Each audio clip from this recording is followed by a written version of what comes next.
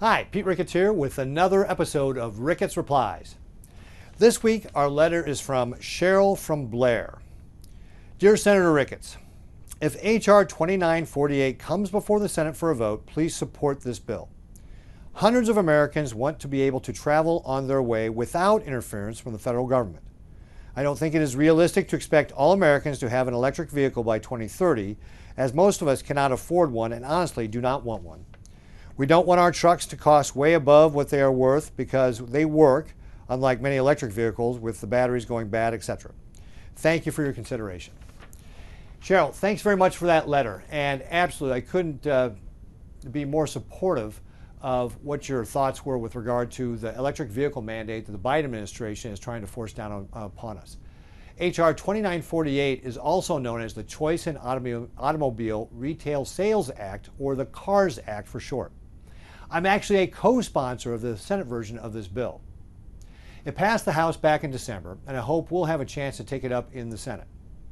For some background, last year the Biden EPA released the most aggressive emissions standards ever. It's essentially a de facto mandate for the mass production of electric vehicles that would require 2/3 of all vehicles to be sold in 2032 to be an electric vehicle. The CARS Act does four things. First, it would prohibit the EPA from finalizing, implementing, or enforcing its proposed emission rule. Second, the CARS Act would prohibit the use of the authority under the Clean Air Act to issue regulations that mandate the use of any specific technology or that limit the availability of new motor vehicles based upon that vehicle's engine type. Third, the bill would require the EPA to update any regulations since January 1st, 2021 that result in the limited availability of new vehicles based upon that vehicle's engine within 2 years. And lastly, it would end the EPA's radical agenda, which is driving up costs for people and handing the keys of America's auto industry over to China. The EPA cannot continue to pick winners and losers. The CARS Act ensures that the Biden administration can't prioritize the radical left agenda over affordable and reliable transportation. I'll always fight to Nebraskans' ability to choose what's best for them and their families. And to your point, Cheryl, the CARS Act is to prevent this radical implementation.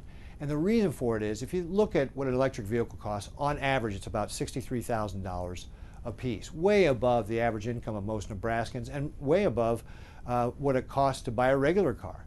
And if you look at low-income households, they're generally only spending $12,000 on a car. It really would hurt low-income earners the most, and that's one of the reasons why I'm so against it. So Cheryl, I will not only be supportive of the CARS Act if we have the opportunity to take it up in the Senate, but I'm also fighting this mandate in other ways. I'm pushing back on the Biden administration's bureaucrats and appointees when they come before me at the Environment and Public Works Committee. I'm also planning to introduce what's called a Congressional Review Act as soon as the Biden administration finalizes this mandate. What that Congressional Review Act, or CRA, does, it would essentially block the Biden administration from being able to implement that mandate.